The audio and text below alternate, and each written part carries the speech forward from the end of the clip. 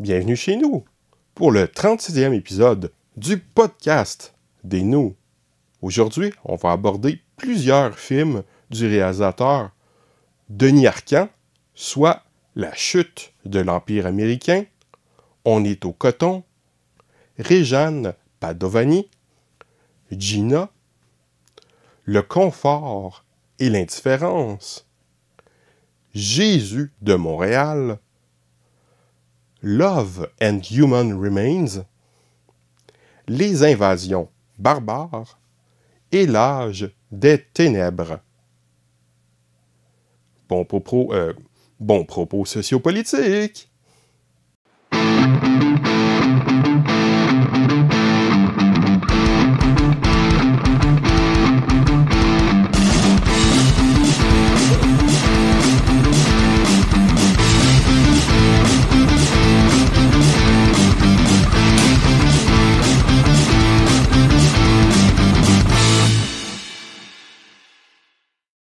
Voici maintenant la chronique culturelle. Parce que nous autres, on est culturés, man. Je vais vous parler aujourd'hui de La chute de l'Empire américain, le dernier film de Denis Arcand. Contrairement à ce que le nom pourrait faire penser, ce n'est pas une suite du déclin de l'Empire américain et des invasions barbares. On peut trouver certaines filiations, un peu comme L'âge des ténèbres, mais cela n'a rien d'un surprenant d'un même cinéaste. Ici, nous y suivons un jeune homme ayant étudié la philosophie et travaillant comme livreur. Il est un intellectuel qui se pense trop intelligent pour la société, ce qui n'est pas un bien. Ce qui l'intéresse est la pensée, les écrits, comme en témoigne la quantité de livres dans son appartement. Il pense aussi surtout aux causes sociales. Avant tout, aider les sans-abri. Il aide dans un endroit où on leur donne de la nourriture, il est toujours en train de donner du change à tous ceux qui en demandent sur son chemin. Il méprise l'argent, le matérialisme, mais peut-être pas tant que ça. Il est témoin d'un vol de banque et les 2 sacs de sport remplis d'argent lui tombent littéralement juste devant lui. Il ne réussit pas à résister à la tentation et prend l'argent. Il ne sait pas quoi faire et va donc demander conseil à un ancien motard qui sort de prison après avoir fait des études en économie durant son emprisonnement. Il va aussi rencontrer une pute de luxe qui proposait ses services de manière sophistiquée, ce qui l'avait intéressé, et il va en tomber amoureux. La police semble suspecter. Sa vie sera-t-elle menacée par les gangs de rue qui veulent mettre la main sur lui? L'ancien motard va-t-il le rouler? La pute retourne-t-elle son amour? La police va-t-elle avoir des preuves? Le film a un côté un peu thriller, légèrement policier par moments, un peu sentimental aussi, mais il s'intéresse beaucoup à l'argent, sa place dans notre société, son pouvoir, ce qui va lui arriver dans le film, mais aussi à la détresse, aux gens qui vivent dans la rue et à quelques autres problèmes de société. Le film aborde des sujets et des événements qui rendent le film intéressant, mais la chute est selon moi avant tout divertissant. Les propos, situations, répliques, moments, tout cela reste assez amusant, un peu drôle. Malgré des sujets graves, le ton du film est généralement assez léger. S'il aborde pas mal de sujets, il va assez peu en profondeur, ce qui ne l'empêche pas d'être un bon film, mais le rend difficile à classer. Pas vraiment un film policier, ni une comédie, ni un drame sentimental, ni tant une critique sociale, mais un bon moment, ce qui mérite sans doute une note de 3 sur 5. Ce film m'a donné envie de revoir ou de voir divers films du cinéaste dont je parlerai ici très brièvement. On est au coton, un documentaire de près de 3 heures sur l'industrie du textile au Québec datant de 1970, mais qui ne sortira en salle qu'en 1976 et censuré, puis sortira enfin légalement non censuré en 2004. Le film aborde une fermeture d'usine, les conditions de travail et la lutte syndicale. J'avais déjà vu des extraits, mais jamais le film au complet. Il est disponible sur Internet. Ce documentaire aborde un sujet peut-être dépassé, après tout l'industrie textile de l'époque n'existe plus au Québec, mais l'industrie textile existe toujours ailleurs. Et il y a d'autres industries au Québec qui ont leurs problèmes, et surtout, il me semble que le documentaire va plus loin que les sujets qu'elle aborde. Il est question aussi de la mentalité des gens impliqués et de la société. Un documentaire qui, malgré sa durée et son époque, demeure intéressant et pertinent, il me semble. Je lui donnerai donc une note de 3 sur 5. Réjeanne Padovani, qui date de 1973. Le deuxième film de fiction de Denis Arcand. Des politiciens sont à une fête pour la construction d'une autoroute. Une fête qui semble relativement ennuyante, qui sera légèrement perturbée par quelques éléments. Des journalistes qui veulent faire un papier et auxquels on répondra un peu violemment. La femme d'un ministre qui ne vit plus avec ce dernier mais demande à lui parler. Tout le film semble plutôt tranquille, un peu ennuyant, mais il se passe des choses graves. Propos social assez cinglants, montrés avec un minimum d'effet, tout à fait dans la veine du réalisateur. Intéressant, mais pas bien passionnant. Je lui donnerai donc un 3 sur 5. Gina, qui date de 1975. L'action se passe dans une petite municipalité de région. On y suit deux histoires. D'un côté, une équipe tourne un documentaire sur l'industrie du textile, vraisemblablement une manière pour le réalisateur de contourner l'introduction d'On est au coton. On y voit une partie du propos, certains passages réinterprétés, et semble-t-il de vrais extraits du documentaire. En même temps, débarque Gina, venant de la grande ville pour y travailler comme danseuse. Les choses évolueront de manière un peu dramatique pour cette seconde intrigue. Un film plutôt intéressant, plus émotif que les films habituels du réalisateur, auquel je donnerai un 3 sur 5. Le confort et l'indifférence de 1982. Un documentaire sur le référendum pour le projet de souveraineté association qui a eu lieu au début des années 80.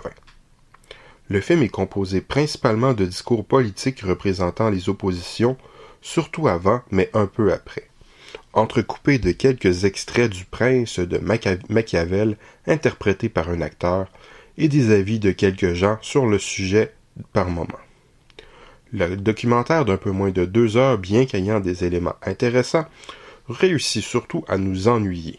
On pourrait se demander si son objectif est de nous rendre indifférents. Mais plus sérieusement, il aurait bénéficié d'être un peu moins long. À force, les discours sont répétitifs et ennuyants. On aurait pu faire le même point en bien moins longtemps. Donc, je lui donne une note de 2 sur 5. C'est moyen. Le déclin de l'Empire américain qui date de 1986. Des amis professeurs d'histoire se réunissent à un chalet. Pendant une bonne partie du film, on voit les hommes entre eux parler de cul au chalet, tandis que les femmes de leur côté parlent aussi de cul en faisant d'autres activités. Puis tout le monde se réunit.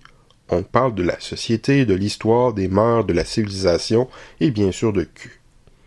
Malgré quelques drames sur lesquels le film insiste assez peu, c'est surtout une suite de dialogues plutôt intéressants et assez amusants, mais pas nécessairement captivants. Un film très correct, mais il y a de quoi se demander pourquoi il est tant glorifié. Je lui donne donc une note de 3 sur 5. Jésus de Montréal, sorti en 1989. Je dois avouer avoir été surpris. Je me souviens que j'avais bien aimé ce film, mais pas autant. C'est peut-être bien le film que j'apprécie le plus du réalisateur. Des acteurs sont engagés pour interpréter les derniers moments avant la mort du Christ.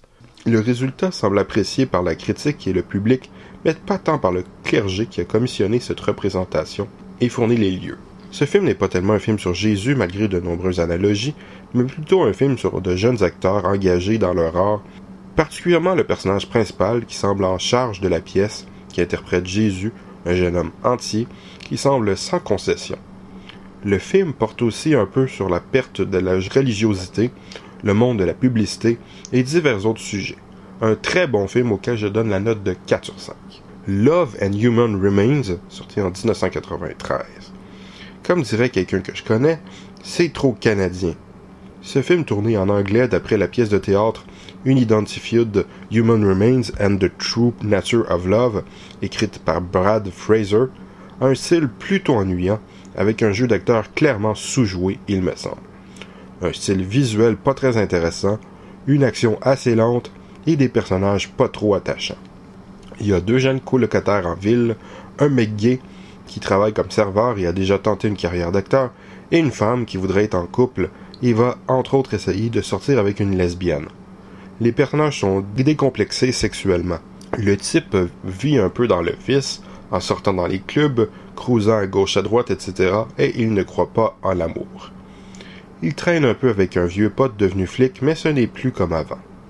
La femme est plus timide, elle ne mange et ne sort pas beaucoup, ce qui inquiète un peu son colocataire. Elle a aussi un peu peur, parfois ironiquement, parfois réellement, des tueurs ou prédateurs. Mais puisqu'il en est question chaque fois qu'un personnage regarde la télévision, ce n'est que normal. On voit occasionnellement une amie du gay qui est à la fois pute et en quelque sorte voyante. Le montage crée parfois quelques surprises, mais ça reste ennuyant au final. C'est tout de même pas mal et relativement intéressant, mais le rythme et le style sont tellement bof que ça reste moyen. Je donne donc à ce film une note de 2 sur 5. Les invasions barbares datant de 2003. Suite du déclin, dans ce film on renvoie le personnage interprété par Rémi Girard, le plus porté sur le cul de la bande, très malade, bien que divorcé. Son ancienne femme se préoccupe toujours de lui et demande à leur fils de venir, malgré que les deux hommes se parlent peu.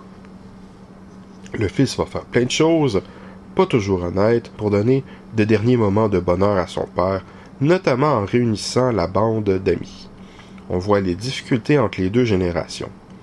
Le film est plus dramatique et émotionnel que les films habituels de Denis Arcand, mais contrairement à l'impression que donne le trailer, je ne crois pas qu'il souffre vraiment d'émotivité abusée et gratuite. Denis Arcand en profite bien sûr pour égratigner brièvement quelques sujets comme le système de santé ou la vente des biens des églises. Je lui donne donc une note de 3 sur 5. L'âge de ténèbres, sorti en 2007.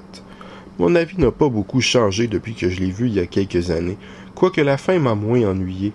Il faut bien prendre une pause après tout ça, prendre le temps d'apprendre à vivre. Donc je vais plus ou moins redire ce que j'ai déjà écrit sur ce film, sur l'un des forums que je fréquente. Échec critique et commercial en France, le film a tout de même eu un grand succès au public au Québec. Une comédie, du moins sans doute en comparaison avec les autres films du réalisateur. Une comédie noire, bien sûr, où l'on rit jaune. Un film très cynique. On y suit un fonctionnaire qui a une vie chiante, avec plein de tracas de la vie courante, et qui, pour s'en enfuir, rêve beaucoup. Mais malgré les rêves, ne le satisferont plus bien longtemps. Ce film exagère pas mal, mais reste tout de même très près de la réalité, beaucoup plus crédible que ce que nous sert le cinéma en général. L'absence de relation entre les gens, même d'une même famille, la bulle où tout le monde s'enferme avec Discman, téléphone cellulaire et jeux vidéo, la froideur. Denis Arcand s'attaque encore une fois à l'organisation, l'administration, le système public, mais ce qui prime, c'est l'ennui de l'existence du héros, le peu de relations qu'il a avec son entourage, tous les téléphones cellulaires qui l'entourent, abondamment montrés dans tout le film, et ses rêves.